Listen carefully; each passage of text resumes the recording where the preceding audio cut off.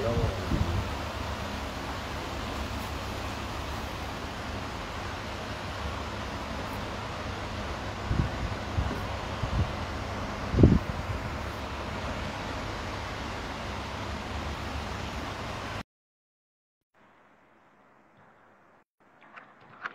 you a request. I'm here. Good evening, everyone. Sorry for being late. We just had some technical issues. So today we have Rajneesh Patidar with us. He is a batchmate of mine. He is an Indian Foreign Service officer. He is from MP. I have already given my introduction countless time, but still, anyways, I'm Prasad Shinde. I'm an Indian Foreign Service officer, All India rank 287 in 2019 Civil Services exam. I also cleared the Indian Forest Service exam, All India rank 10 in 2019, and currently I have joined Indian Foreign Service. So today this session is basically about Indian Foreign Service as well as about the political science optional. Now, I did not have political science as an optional for me. I had zoology as an optional, but we have with us an experienced person, Rajneesh Patidar. Rajneesh, welcome. Thank you, Prasad, and hello to everyone, all those who have joined. So, I think Prasad has told you about me. I will also briefly tell that I am from Madhya Pradesh and engineer by education and in the Indian Foreign Service. This was my first choice also. So very happy to be here and I'll be very happy to answer any doubts all the aspirants regarding either foreign service or even civil service or political, especially politics. So, Rajneesh, we want to know a bit of your background. I think everyone must be interested in knowing a bit of your background. So, if you can tell us a bit about your background, please. Okay, so as I told you, I am engineer by education. I went to IIT Kanpur in 2008 with electrical engineering. I did BTech and MTech.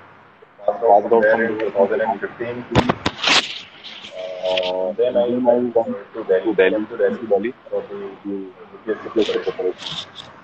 And it made four attempts. So all those people there are times when you lose courage, keep at it, and eventually, if your hard work is sincere, you will succeed. To all my viewers over there, is my audio clear right now? Rajneesh, can you hear my audio? I can hear your voice. Okay, so let's continue with this. I guess the voice must be clear right now. I think we are having a bit of technical issues, but hopefully it is clear and audible right now. Yes? Yes. So, Some are saying that voice is not clear. Some are saying that echo. Maybe I should go a little bit.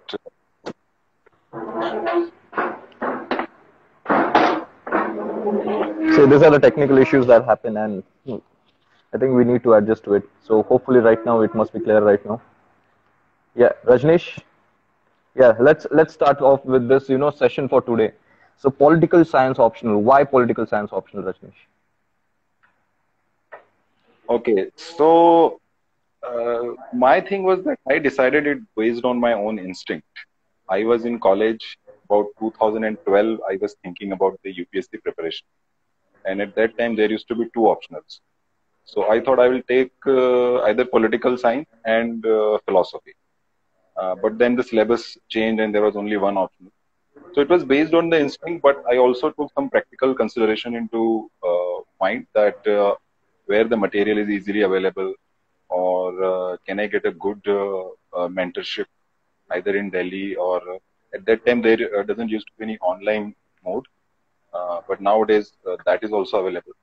So these two considerations were main that I thought I liked the subject.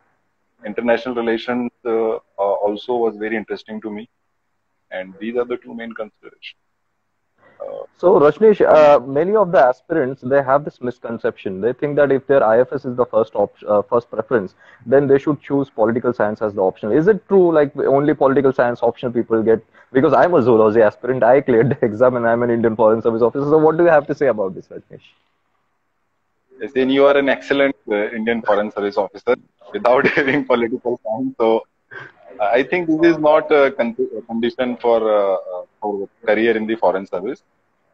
As we know now that we are inside the service, we know that people come from many backgrounds. Some come from medical, engineering, different types of optionals. Even one of our colleagues had agriculture as an optional. So that is not the requirement. But I would say that if you have read international relations, there is some sort of overlap you will find, but it is not a requirement because diplomacy is a very wide field and so many aspects, not just theoretical where you need to know things, but practical aspects where you have to manage people, manage events, manage the files, take care of the office work, meet with people, develop interest in other things like movies, music, sport, arts. So it's a very wide field. Having a background of political science is definitely not a precondition, but it can be a little bit of and Okay. So, if you don't can we say, Rajneesh, that political science and international relation optional helps us in the preparation of general studies as well for the mains? I think that would be with respect to many other optionals. If you remove the technical optionals like mathematics, physics, chemistry, or others, if you take sociology, you will find overlap in the GS1. If you take history, again GS1, geography, political science in GS2, economy, philosophy for GS4. So if you take these humanities-oriented optionals, they will have overlap with the GS. And political science is only that much overlap, nothing extra. Think I'll move Rajneesh to a place somewhere else because we are having a clash of echoes at this moment. So I think I'll move on this position right now. Yeah, I hopefully right now my voice would be clear to everyone. So Rajneesh, tell us now what has been the trend in this optional? Has it been the marks increasing or the decreasing? How has this the trend been for this? Um, Of course, this is all inside information. So whatever I will say can only based on my experience and whatever little I know. But I saw that this year, I think the people who succeeded, close to one third had political science optional. I'm not sure how true it is, but this was based on inputs from the people who succeeded, our own batchmates. And our mentor used to tell us that political science is a good option these days for some other reasons also. Uh, so people are taking this subject, but I think this is like एक भेड़ चाल होती है कि अगर कोई subject ज़्यादा इसमें selection होने लग जाते हैं तो लोग उसके पीछे पड़ जाते हैं. Like there was a thing with the anthropology because the 2-3 toppers had come out and people are now going for that. Once upon a time, geography and public administrations were hot optionals, but then geography was facing issues. So best thing is to up what is your interest and can you get a good guidance in the market. Otherwise, trends keep on changing. I think 3-4 years. Right now, political science is not facing any heat. People are getting succeed, and I also got very good marks. So if you take now, it's a good optional, but don't take it because the trend is uh, that people are taking political, and that won't be a good factor to make a choice. Yes, I think you're correct, Rajnish, because we've seen that in between what happened was anthropology scored pretty well in 1 year, and then everyone started taking up anthropology as an optional. And suddenly there was a misconception that geography is getting hit, political science is getting hit, the traditional humanities optionals are getting hit. I guess this is like a matter of luck as well. Like every year, you cannot say that some subject is faring badly. And we saw it last year as well that, they scaled down the marks for everyone. So they brought it down to a level where you cannot, even say that one optional is doing much better than the other. So yeah, you cannot compare the optionals in such a way. But Rajneesh, if you want to choose an optional, how would you suggest an aspirant to choose an option? Uh, I will tell you a little bit about how I chose. I think I told a little bit about it, but what people usually do, I used to read on the internet that किसने क्या क्या optional लिया है. And one common thing I found that people either showed interest or they thought that the assistance or material would be easy. So for me personally, it was completely based on instinct, Prashad. I tell you frankly. मुझे लगा कि बस मुझे लेना है और मैंने ले लिया, मैंने बहुत ज्यादा सोचा भी नहीं। वहां पे जब मैं गया तो जब मैंने थोड़ा कोचिंग वगैरह इसमें लिया था तो मुझे उसमें इंटरेस्ट आता गया। और कभी मैंने ये नहीं सोचा कि ये ऑप्शनल में मेरा क्या होगा, इसका क्या स्केल होगा, कितने लोग सिलेक्ट हो रहे हैं, क्योंकि ये सारी इनसाइड इन्फॉर्मेशन सिर्फ यूपीएससी के पास है। और उसमें से अगर हमारे पास करेक्ट इन्फॉर्मेशन नहीं है तो हम फिर बहुत स्पेकुलेशन वगैरह करने लगे। तो फ्रैंकली मेरे ख्याल से आप थोड़ा सा इसमें इंडिविजुअल चॉइस है। आप अपने कॉन्फिडेंस में अगर नहीं है तो वो बहुत ही फिर अजीब सा सिचुएशन हो जाएगा, आपको बीच में हमेशा लगता रहेगा कि मैं कोई दूसरा ऑप्शनल चेंज कर लूं या नहीं कर लूं। और एक बार अगर आप ऑप्शनल करने की कगार पे आते हैं, that means you have really sort of screwed up big time. तो सोच के जरूर लेना चाहिए, लेकिन अगर आपको कॉन्फिडेंस है, मुझे फील आ रहा है कि I can do it, I can read it, थोड़ा बहुत टफ होगा मैं देखूँ, then you can. That was exactly my approach. I didn't think too much about it, लगा कि अच्छा है, कॉन्फिडेंस से पढ़ लेंगे, that's it. So basically, I would just add on to what Rajnish sir said over here. So like when we want to select an optional, first thing you need to look at is what exactly is your educational background, plus what exactly do you have a liking for. And at the same time, you need to see the syllabus as well. Like how if the syllabus is very much, is it wide, is it narrow, is it concise, is it something that you could do with. And also at the same time you need to look at also the past question papers if the questions over there are manageable enough. So you need to look at various aspects before coming to a conclusion that you want to select a particular optional. Rajneesh, please tell us that how about the coaching institutes for PSIR? We heard there are plenty of coaching institute. We don't want to promote a particular coaching institute, but if the aspirant wants to like particularly do one coaching institute, which would you suggest? Uh, I did a coaching, so I did it from Shubhra Ranjan. Okay, now I'm not promoting anyone here, but I think he is good. There are other institutes also. Some of my friends took coaching from some new institute. There was one more person in the old Rajendra Nagar. Uh, so to be frank, अगर आपको optional में coaching की जरूरत है तो आप जरूर लीजिए। और किसके यहाँ से सिलेक्शन ठीक हो रहे हैं, कौन ज्यादा एग्जाम ओरिएंटेड है, that should be a good criteria to जज a person. Just because you like the teacher, he gives you, he make jokes in the class, और दोस्त do not be the consideration. You look at the hard fact कि कहाँ से ज्यादा results आ रहे हैं और कौन सा एग्जाम ओरिएंटेड मटेरियल जहाँ से कम मिल रहा है। अगर वो है, Yes. From where I took coaching, there was nothing really exceptional in the class कि हमें कोई बहुत बड़ा enlightenment मिल रहा है पॉलिटिकल साइंस का, या हम कोई रिसर्च कर देंगे। we were just taking notes, and some people used to ask questions but they never got selected also. what you need कि आप नोट्स लीजिए, अच्छे नोट्स, उनको पढ़िए बार बार, और कंटेंट अगर अच्छा है तो आप उसके रिजल्ट निकाल सकते हैं। That's all that matters. तो किसी को और कोचिंग का अच्छा कंटेंट मिल रहा है, that should B criteria, and that's how you should go for it. For PSIR There is optional, nothing Rajnish. much, uh, Yeah.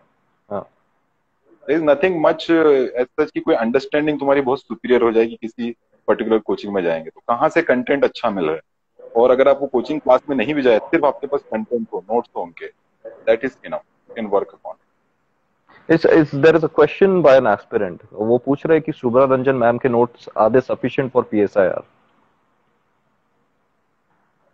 Okay, so there is nothing like sufficient or not, because it really depends on how you work upon them. Everything is available in the market, but everyone doesn't get selected. What really matters is what you have worked upon those content. So that content is good enough. Now you have to work upon it. And, as Prashad also told, कि previous year questions बहुत important होते हैं. So previous year questions at least 10 years या जो अच्छा नया pattern आया है, from that time onward, you go through them, and wherever you find that this portion or this question you can't find any content in the notes, you use a little bit of internet, or maybe one or two book, and that way you can fill the gap. But most of the syllabus gets covered, and now it depends then on you, because those notes can get you, let us say, 240 marks, 250 marks. but they won't be able to guarantee 300 marks. Those extra 50 marks will come when you work something extra on them, when you own your writing skills. That is where I think the selection will happen. But you won't need anything else if you have that content. Besides few here and there, you can find out through going through the previous year questions and fill those spots, and it will be enough. So Rajneesh, But tell me this, like people do ask, is there a book source or book list that you have particularly? Is there a blog that you have written where there is book source for PSIR? unfortunately, I have not written any blog, but there are blogs written by people, and even if you read a blog of, let's say, 5-year-old blog, that would still be relevant for the political science. As far as the book list is considered, one has to decide that if they are taking the coaching, then rather avoid the books, because then you will be duplicating your efforts. So either take one good coaching where you have full confidence and stick to that, keep going through them again and again, and go through the previous year questions. Uh, but if you decide that you don't want to take coaching, then you have to definitely go through the books. And for the books, there are, like in any optional, there are 4 parts. In the paper 1, there are 2 parts. In the paper 2, there are 2 parts. So select at least one good book for each part. Like in the political science, for the part A, O.P. Guba is a good, and then 2 books are there for the political ideologies. So these 3 books you would require. For the part 2, there is one good book, I don't remember the name. It's a big book which covers Indian government and politics. Then for the international relations, there is Andrew Haywood, and then any one good book on the Indian foreign policy, which is latest, so that you are updated. So just don't make a list of 10, 15 books. 3, 4 good books, which are like stand, and then whatever is left over, then you fill through internet or from here and there. Because if you read 10, 15 books, it will take you 1 year. So optimization is very important. But the list you can find, but Yes. make sure that it is only 4 or 5 books, not more than that. Yes, I'm sure that Only Rajneesh when you're will, not taking yeah, I'm sure that Rajneesh will give out his book list after this session and will put it online as well for everyone to see. Rajneesh, can you please tell us about the thinkers aspect, like the political thinkers and all? Is there any shortcut to remember them? Shortcut to remember is always that if you have good notes, uh, if you are preparing on your own through books, make sure that you make the notes out of those books.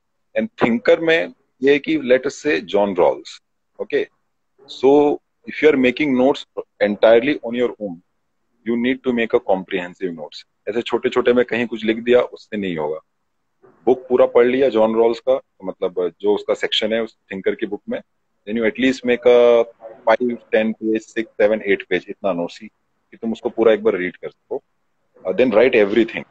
उसके keywords क्या है, उनका क्या मतलब है, वो क्या कहना चाहता है, कौन से टाइम में वो लिख रहा था, उस पर किसी ने क्रिटिक किया है तो उसके व्यू पॉइंट्स भी लिखिए. लाइक द बुक्स के जो नाम है, जॉन रॉल्स की जो बुक्स के नाम है, उनको नाम होने चाहिए वहां पे. एंड उसका जो थॉट है उसको क्लियर तुम्हें समझ में आना चाहिए कि उसका लॉजिक क्या है. और उसके कुछ एक आध कोट्स होते हैं कि for example he said, I can't remember, it's a long time now, but अगर उसके एक एक लाइन के कुछ कोट होते तो वो भी उसमें लिख के रखिए. Idea is to make sure कि उसके थोड़ा कॉम्प्रिहेंसिव तरीके से हो, अगर आप खुद से कर रहे हैं तो. अगर आप इसे छोटे छोटे आधे पेज में सट सट कुछ कुछ लिख देंगे, फिर 6 महीने बाद उसको आगे देखेंगे, you won't be able to connect that. Make sure that you make good detail notes, and then second phase में आप उसको थोड़ा शॉर्ट कर सकते हैं. Okay, Rajneesh, when is the best time? Sorry, yeah. When is the best time to start an optional preparation? There's a question by an aspirant. I started my optional first, क्योंकि GS चलता रहता है. So first you should finish the optional as soon. The moment you start preparing for the UPSC, your first target is to finish your optional. Alongside, you keep working on GS. So if you're writing, let us say the exam of 2022, now is July, August, right?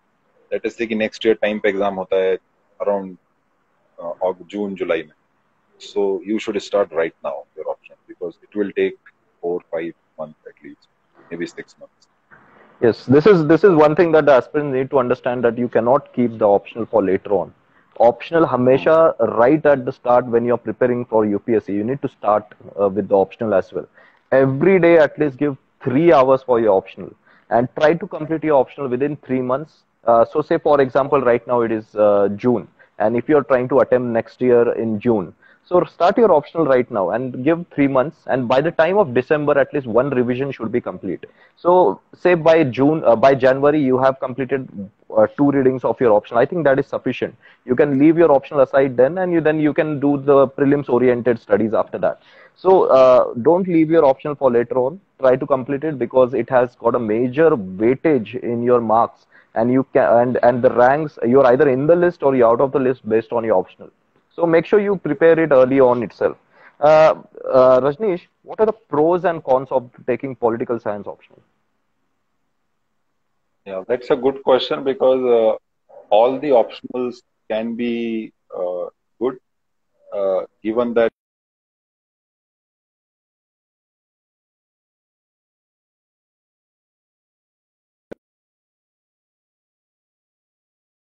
it is not very small, but बहुत ज़्यादा भी नहीं है ना? So that could be one point I can say. Other is that if you have a good mentor, your job becomes very easy. So you can get a good notes from the market. Don't need to go through the book. And fortunately for the political science, that situation is there right now in the market. Not for every optional it can be said. Uh, Thirdly, uh, GS overlap is there. That is with respect to every other optional. But through the political science, lot of areas actually get covered. Some overlap you'll find with the GS1 also, like world history is there, even Indian history overlap is there. Even in the social aspects, many thinkers like M.N. Srinivas, you will find overlap with the social aspects. Then GS2 mein, the constitution, aspects of governance, international relations is there. And you will find some overlaps even in the GS3, where some security aspect like Kashmir issue and even in some of the economic aspects, there is some overlap. Political economy gets connected to political science. And in GS4, also there are direct questions sometime on Kautilya and John Rawls. So those can have an overlap from the political science option. So that is a good thing about it. Uh, Now the con of the subject is that if you have a good distance and mentorship, you can get 250 marks. But how to get that extra 30, 40, 50 marks? That is where a little bit of subjectivity. So अगर आप if you don't have the flavor for writing, you will it would be difficult to get high. In any case, we cannot compare it to the high marks of the mathematics or even anthropology. They get 350, sometimes 400. And उससे कुछ aspirants को डर भी लग सकता है, हमें भी उससे डर लगता था. So that is all right. But you should at least target कि जो optional का day की 300 आज की तारीख में, I think last to last 320, 325 was the trend for political science also. So not the highest like 320, but at least 300. If you don't get, then और बाकी सब्जेक्ट में कुछ गड़बड़ हो गया तो फिर ऑप्शन में थोड़ा दिक्कत हो सकता है. You should target 300. For that, you need to work on your written skills, how you answer, introduction, body, conclusion. It has to be written entirely in paragraph format. Point format is not advisable at all. And if you're finding issue in that, if you don't have confidence, then it could be an issue to get very good high marks. I got one of the highest marks, so I can speak from that point of view. But if you have that, even without less study, you can score high marks. I am not a great expert in political science. I just did basic things and worked on the writing aspect of it. Went through all the questions, almost 10, 15 years, and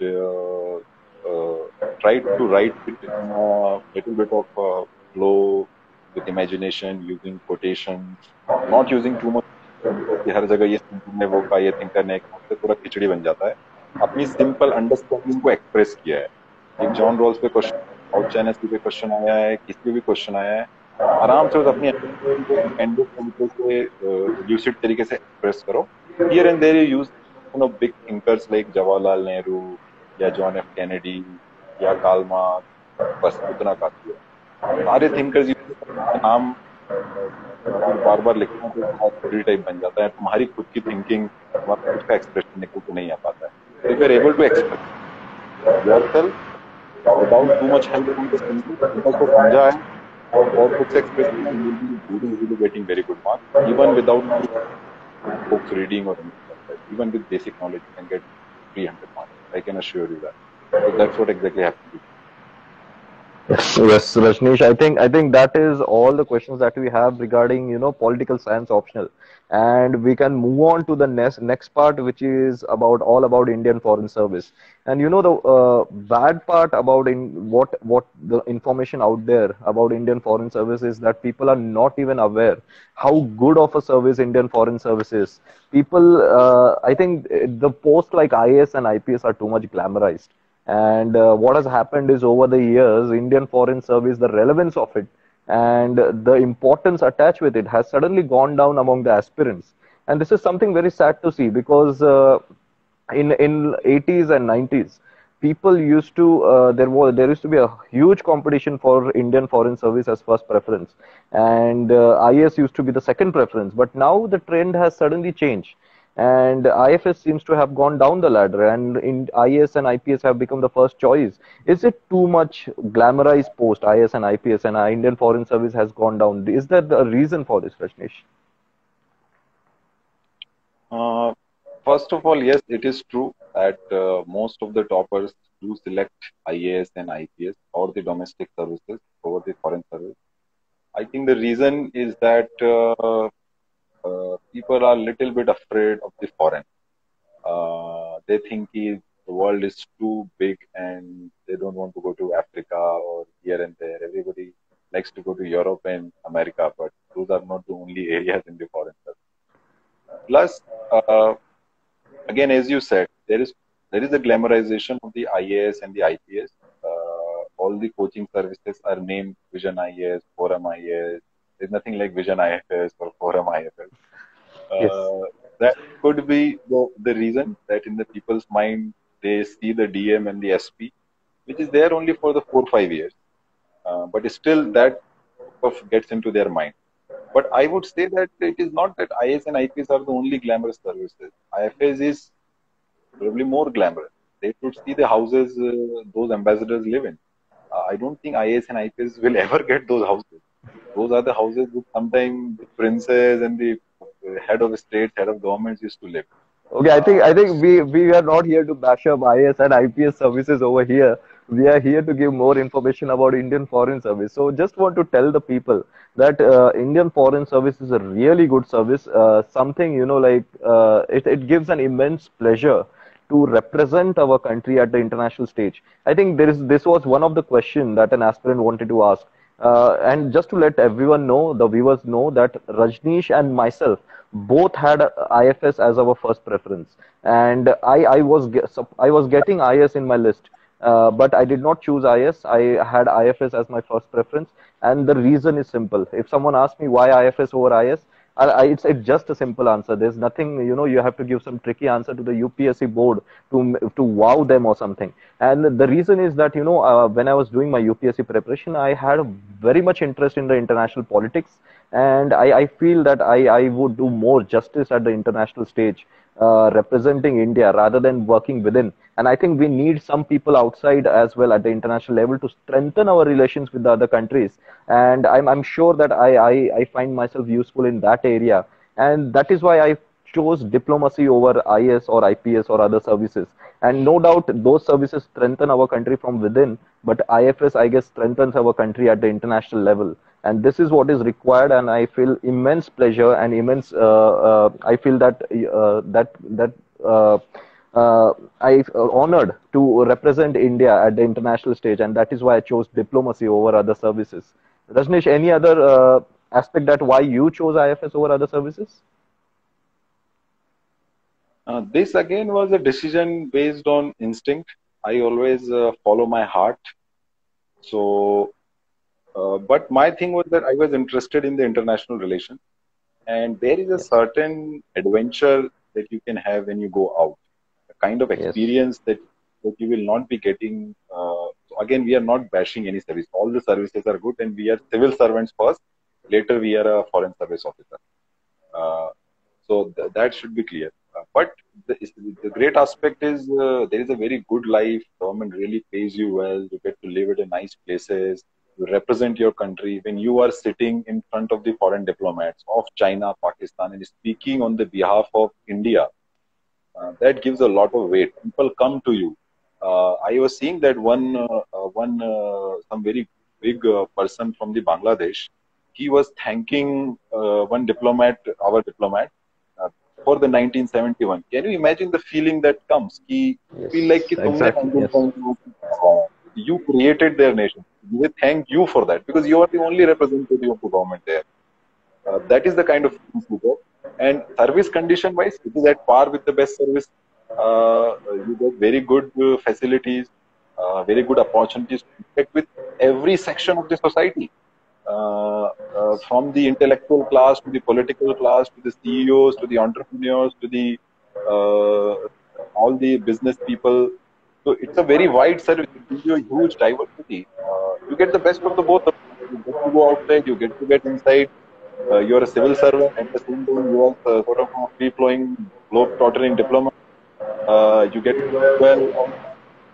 I think it is best of everything, and very few professions can give you that opportunity. Yes, Rajneesh, I'll just want to cut you over there, Rajneesh, for a while. There are so various, perks of being an IFS officer as well. You not only get to visit many countries, but you also, get to meet people. You get to, represent your country between those people. You get to meet the entrepreneurs. You get to meet the diplomats of other countries. You get to meet the heads of the state.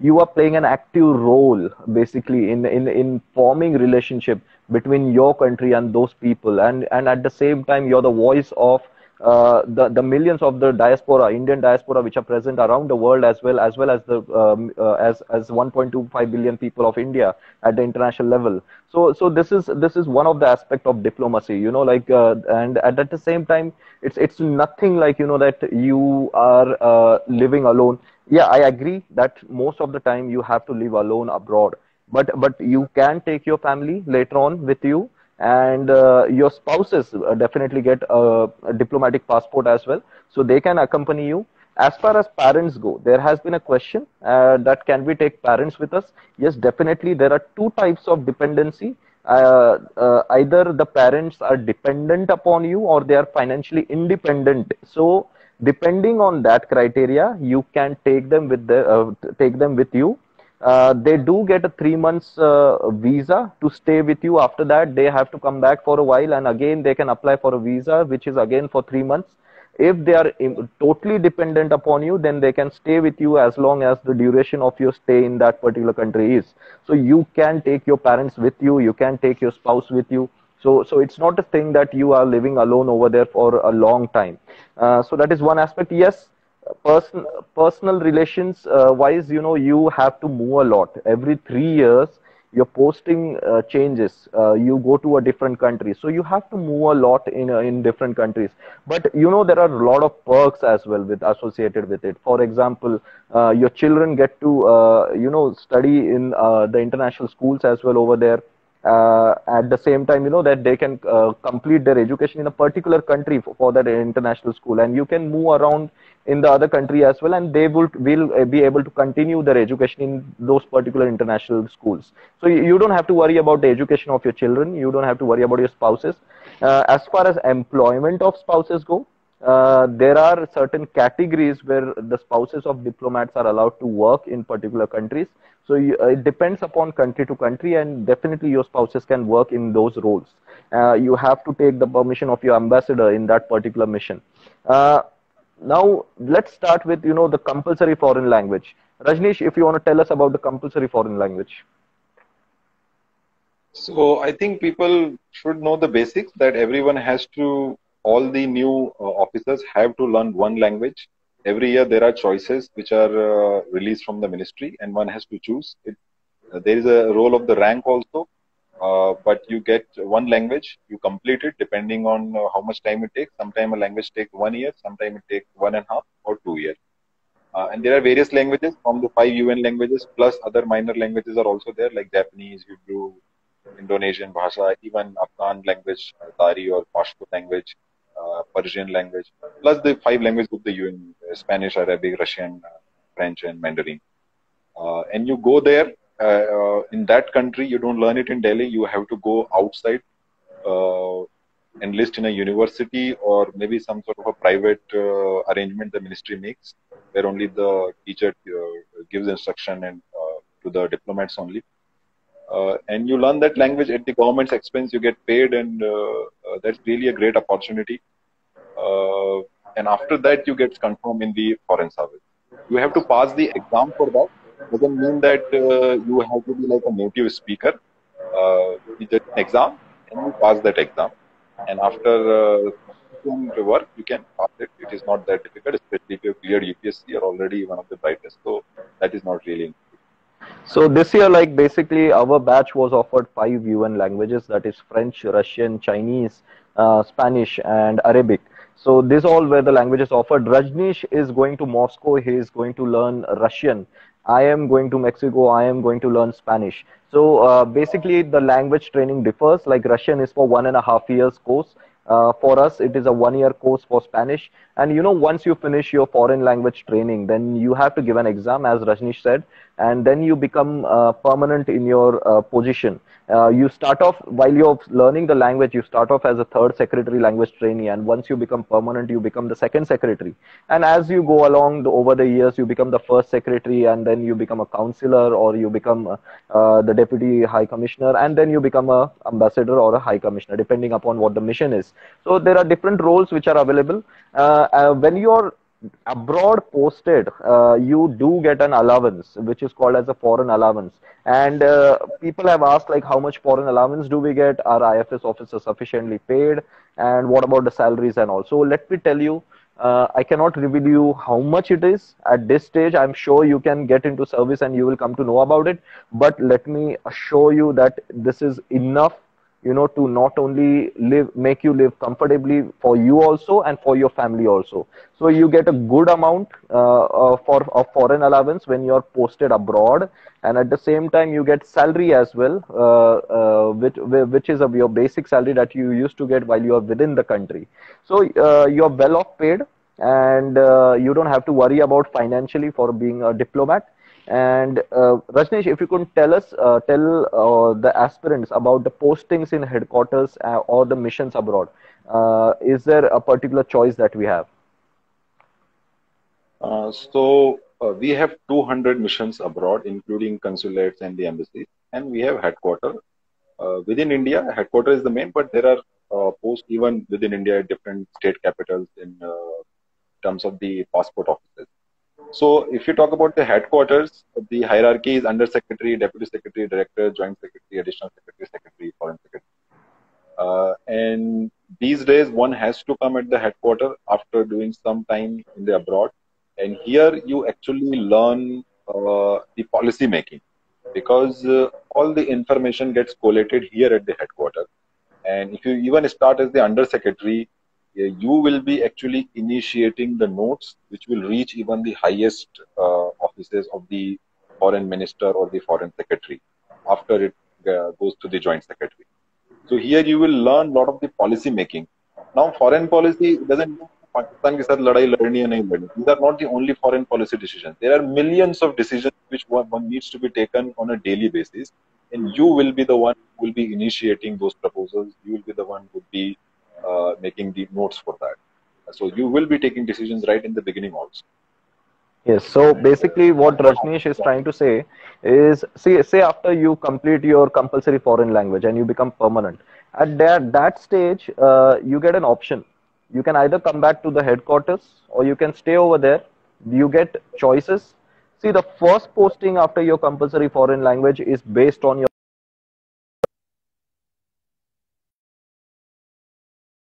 Sorry, yeah. So the first posting after your compulsory foreign language training is based on your language, the language that you've learned. The subsequent postings after that. Rajneesh, am I audible?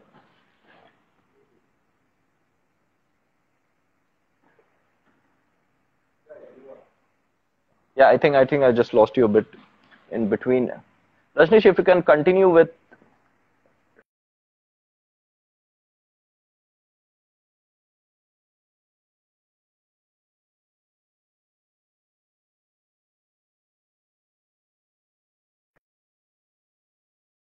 say there was recently a conflict in the Azerbaijan.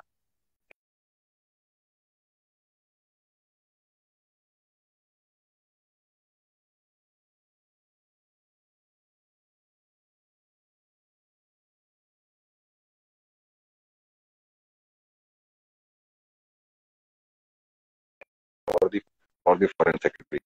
These are the decisions you take. Uh, then the decisions can be related to the financial aspects. So many projects are going on in Africa, in our own neighborhood with rupees, and the review of those projects, or is there a new funding?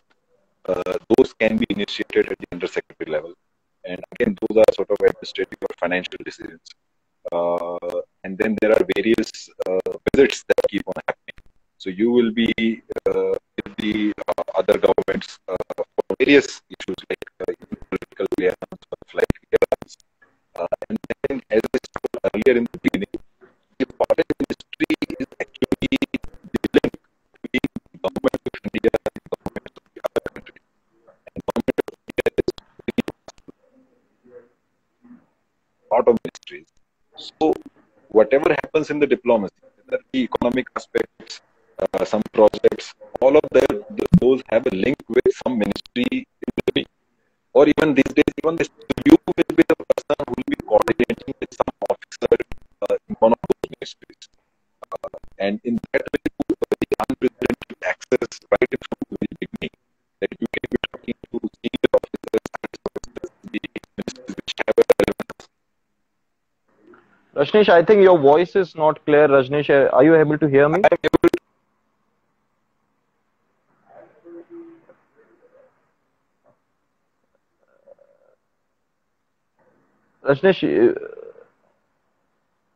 Rajneesh, your voice is not clear. I think you're breaking up.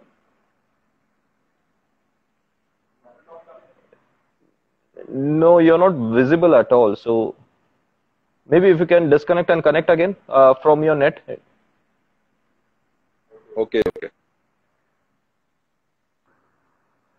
From the audience, am I visible?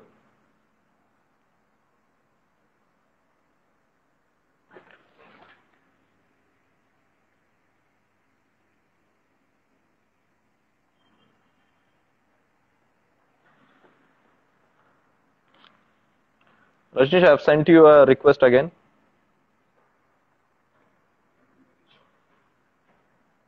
Yeah. Anyways, I'll just continue. So, am my voice audible? If someone is can just give me an yes. Yes. Yes. Okay. So the question is regarding, like after your compulsory foreign language, your first posting gets, in that particular language area. Okay. And after that, after your first posting, your subsequent postings can be in any area of the world. It does not depend on your foreign language that you have learned. See, you get basically three choices for every posting. Okay, and in those three choices, you have to tell where you want to exactly work in which particular country. So based on your past work, your ambassador's remarks, and your performance before, they will allot you a particular country. And you have an option of coming back to Delhi as well. You can work in Delhi as well at the same time. If someone, there is a question by an aspirant who says if someone wants to stay in Delhi itself, is it possible? Yes, it is possible. You can work in Delhi, but if you're working abroad and if you say you just want to work abroad only in the missions, it's not possible. You have to serve 1/3 of your service in Delhi at least. Okay, and 1/3 of your service should be in Delhi at least, and rest of it can be in the missions abroad. See, in Delhi posting as well, the only difference is that you don't get your foreign allowance. You just get your salary that is there. But while you're working abroad, you get your foreign allowance as well as your salary as well. There is one question. Can a handicapped person and a LGBTQ community apply for IFS? Yes, there is no restriction. Even if you're from the handicap category as well, or you're from the LGBTQ category as well, UPSC and the foreign service, there are for the technical services like IPS and all. but you can apply for the Indian Foreign Service. So foreign allowances, accommodation, people have also asked about cars as well. See, accommodation, you get a paid accommodation while serving in the missions abroad. The accommodations are really good. At the same time, see, the cars is the only thing you won't get while you're serving abroad. But at the same time, you do get some allowances wherein you can, like hire a car, or there is a car attached with the mission. Basically you get paid for your house, but you don't get paid for your car. Car has to be out of your own expense if you want a personal car while you're serving abroad. See, the salary and all, how much it is and all, I'm just not going to reveal it at this stage, but I'm just going to tell you that it is sufficient enough. You do get a sufficient amount of foreign allowance as well while you're in service. Next question is IR necessary to become an IFS officer? You see, international relations as such is not necessary that you, while you're, like you preparing for UPSC, you cannot, it's not necessary that you have to do the international relations in detail to become an IFS officer. It's nothing like that. See, UPSC study is a holistic study. You do not even know which service will be allotted to you. It depends on your final rank as well. See, in the interview, basically, if you have given your first preferences IFS, there is a high chance that, the person on the panel can ask you why you want to be an IFS, if he looks into that, or he can ask you more questions related to international relation, but it is not necessary. There are many who have come from diverse background who are in foreign service, and it is not necessary that you have done a particular subject in for graduation, or you have done a particular subject very well. It's nothing like that. So you can, Rajneesh sir is just joining again, so let me just invite him back. Yeah, so you can basically, from any graduation subject, you can do it. There's a person, interestingly, who says, should I do a degree or UPSC preparation? See, let me tell you, degree is the basic criteria to apply for civil services. So you have to do a degree course and degree in any subject before you apply for UPSC. So there is no like degree or UPSC preparation. You have to do both if you want to do UPSC preparation as well as your degree course. There is a question, can a female IFS officer marry a foreigner? Either, see, let me tell you this, a male for IFS officer or female IFS officer, both can marry a foreigner, but they have to take permission from the ministry. Only if the ministry allows you, you can marry a foreigner. There are instances wherein, IFS officers have married people from other services as well, who are serving like IS, IPS. There are people who IFS officers who have married other IFS officers as well. See, if two IFS officers marry, they are mostly and 90% of the time they are posted in the same mission. 95%, say 99% time they are posted in the same mission. So they do get to spend their time together, and you don't have to worry about that. For the IFS officer, you can marry someone from the same services, you can marry from the outside, or you can marry a foreigner, but for the foreigner you have to take permission from the ministry. So that is one thing. There is another question, not fluent in English, how do I improve? See, watch a lot of Rajya Sabha TV videos which are in English on, or watch BBC World videos which are on international relations on YouTube. When you listen to it and when you start practicing English, when you start talking with others in English, your English will automatically improve. You don't have to worry about it as such. See, if someone tries to mock you, if someone tries to put you down for your English, don't worry about it at all. You just have confidence in yourself. You keep practicing and you just talk in English, and at the same time you listen to videos in English. It will improve a lot, your English language. Do we have to compulsorily stay at SSIFS during the initial training? Let me tell you that this training is a no leave period. You have to stay within the institute during the entire period of training. You cannot, you can obviously go out during the weekends, but you cannot, say that I want to stay outside. And plus at the same time, you have marks as well while you are, like you have to give exams as well, and you're marked as well while you're training as well. There are other questions as well. Does it feel lonely in foreign postings? How often is racism encountered? See, lonely, as I told you, you can take your spouse with you. You can take your parents with you abroad. How often is racism encountered? It depends, like which country you're serving. There have been instances where racism has been encountered by diplomats as well, but it just depends on country to country. And India's image is such that other people are openly, with open arms, they're accepting they're welcoming Indians abroad as well. So don't worry about it. I think this issue is slowly fading away. There are instances, but I think this issue is slowly fading away. Then next question is, can IFS officer do YouTube vlogging and stuff? See, it's not an issue. You, if an IFS officer is clearly giving out, like out of its own goodwill, trying to promote this service or trying to help the aspirants, there is not an issue. You could do vlogging, you could do other YouTube stuff as well, you could help the aspirants as well. Let me tell you about my thing. I have started Telegram channel to help the aspirants. Now I am here for another 1.5 months, then I'll be moving abroad for my Mexico posting.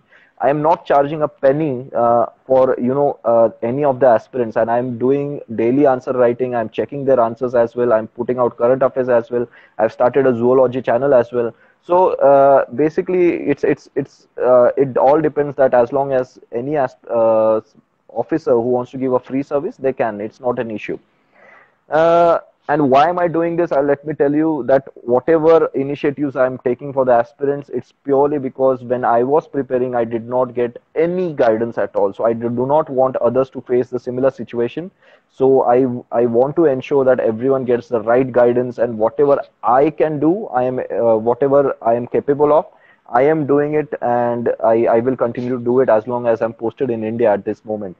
How about the food abroad and all? See, it all depends. You can take, see, there are India-based domestic assistants. So that means you can take someone from India as a domestic assistance with you, or you can hire local labor from there to help you in the household chores or to cook food and everything. For that, you do get allowances as well. So there is allowance for that as well. At the same time, you have to host the other dignitaries as well at your house. So you do a lot of cooking as well over there. It's not necessary that you have to do on your own. You can take them out as well. You do get allowances for that. Or at the same time, you get a cook from India, or you get a local cook from over there. You get allowances for that as well. Is it possible for an introvert to be a good diplomat? Let me tell you that around in my batch, there are a lot of introverts. And trust me on this training process is such that it would make and turn an introvert into an ambivert, at least, if not an extrovert. And it's you basically have to go out in the service. You have to meet people. You have to talk with the people. So it doesn't matter if you're an introvert. This training will basically transform you, and it will change you as a person, and it will refine you as well. So the training process is really brilliant. Trust on that. Can a diabetic person, there is a question, can a diabetic person make it to Labasna? Unfortunately, there are issues with this. If you are a diabetic person, try to take whatever medical care there is to have your sugar levels in the manageable level, because it can be an issue to be into service. There is another question. Medieval history, there is only one question. Can I continue? Should I do medieval history? Trust me on this. 2-3 years ago, medieval history, there were plenty of questions, around 11-12 questions, and people lost out. They could not clear prelims because they did not do medieval history. So you cannot take the risk. You have to do all the subjects which UPSC tells you about. There is plenty of time. Be it medieval history, ancient history, art and culture, you cannot skip it at all. You need to do that. See, again, coming back to IFS, is it a 9 to 6 job? How is it? Are there holidays on weekends? See, most of the embassies are closed on Saturday, Sunday. But a diplomat's job is 24 hours job. You do not know when you will be called to the field, when you have to go out, when you have to meet the people. So it's a 24 hours job. But you can manage your job with your personal life. You do get plenty of time initially into your service to see the places around, to meet the people around as well. So you don't have to worry about that. And at the same time, some embassies are closed on Saturday, Sunday. It's not a 9 to 6 job. It's a 24 hours job. As I told you, you never know when an emergency can come, when a head of nation is visiting, our prime minister might be visiting. So there are plenty of things, aspects to a diplomatic job, and you do not know about it. But yeah, basically, you do get your own comfortable life as well. You get to live your personal life as well. So don't worry about that aspect. So I think I have, like basically covered all the aspects that are required, or the questions that you had for Indian Foreign Service. And yeah, about the leave as well. See, when you're abroad, every 12 months you are offered one home leave. And that home leave, the duration depends upon the ambassador. And this home leave is basically paid leave as well. So every 12 months you are allowed to come back to your country on a home leave, but in between, if there is an emergency, you can come back as well. Your ambassador's permission, you have to take that. You are allowed to take an emergency leave, but then you don't get your foreign allowance for that period when you come back. So this is all about, like Indian Foreign Service. See, qualities of an IFS officer, I don't think there is, for an IFS officer, there are different qualities. For an IS, there are different qualities. For an IPS, different qualities. I think we all have done your ethics paper, GSO paper. Let's just stick with the qualities that we have learned in that. What is more required for an IFS officer? How about we leave it for the training period? When you come to the training, I think the training period will mold you into a perfect diplomat. If not a perfect diplomat, then at least in a budding diplomat with all the required qualities. And while working on the field, then you would become a perfect diplomat. So the safety of diplomacy, there are some sensitive countries, say for example Afghanistan. It all depends. You are provided adequate security in such countries, so you don't have to worry about it. Touch wood, our diplomats have been safe. There have been no incidents over the years for now. And so it all depends, like which all postings are sensitive postings and all. And see, you can be posted anywhere in the world after your first posting, from which is dependent on your language. The rest of the postings can be anywhere in the world. So you cannot even be sure where you will be posted, whether it is Africa, in Europe, or Southeast Asia. But trust me on this, every posting is worth it. Every posting has a lot of things to offer to you, a lot of places to explore, a lot of people to meet, and it will add to your resume. It will add to your growth. It will add to your knowledge. So you don't have to worry about that aspect as well. Just take on any posting that you get subsequently. You do have a choice where you have to tell 1 to 3 options, and depending upon your experience, your ambassador's recommendation, you will be given a particular posting. So you don't have to worry about that as well. So I think I have covered basically all. Again, some people are asking about salary. I'm telling you one more time that you don't have to worry about salary and all, and you get comfortable amount. You get foreign allowance as well, so you don't have to worry about that part. How does joining service at 32 age affect our future prospect? Let me tell you, I joined this service as well pretty late, and it doesn't affect your career growth prospect or as such anything. Only thing, the particular level that you can reach to in your promotion, it's limited. But I'm sure that it's not a big offer issue. So don't worry about it. Don't think about it. The rank, what rank should we get into the Indian Foreign Service? So it all depends on the category that you are, either you're general, OBC, SC, ST, and it also depends on yearly cutoff. You never know which year the particular cutoff, what is there for the general category. So it all changes, every year. You don't see, for the general category, on a safer side, it's better to be, in the top 100 rank. Top 100 to 120 rank to get into IFS service, and if it is your first preference, then it is well and good.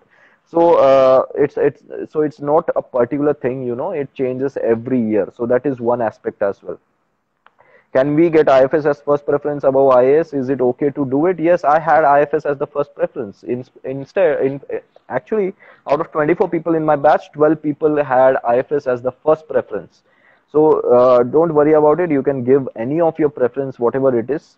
So that is basically all about the IFS service. I'm sure that I have solved plenty of your doubts. Let me tell you that, and one more thing, there are things that people don't know. If you get into IFS or IAS, Let me invite Rajnish sir. I think he's got his network connection back again. Yeah, so if you get into IFS or IAS, you're not allowed to give the exam, UPSC exam again, because these are the top two services. If you want to give the exam again, say if you get IFS and you want to get into IS, you have to resign from IFS, Indian Foreign Service, and then you have to get into IS. So IFS and IAS, if you get this service, you cannot give the exam again of civil services, because these are the top two level posts. And yeah, so that is basically all. So I discussed all the aspect, monetary aspect, the posting aspect, and I think I've solved all of your doubts. Rajnish sir, I think there are some technical issues on his side, so he's not been able to join us. But I'm sure his political science guidance, optional guidance, also will help you and all. So good evening and good night to everyone, and I hope this session was pretty much useful. If you have any other doubts, I have my Instagram page, and also I my Telegram channel as well, so you can leave your questions over there. So all the best to you. Ensure one parting message for all of you. See, you have to ensure that you follow your timetable. You need to make some targets, and you need to follow your timetable. Then only you'll be able to clear this exam. You need to be consistent and dedicated with all your goals and your targets. Then only you'll be able to clear this exam. So all the best to you. And I have prepared other videos as well. You can visit those videos for preparation of zoology optional, sociology optional, for general prelims preparation. And thank you very much. Bye bye.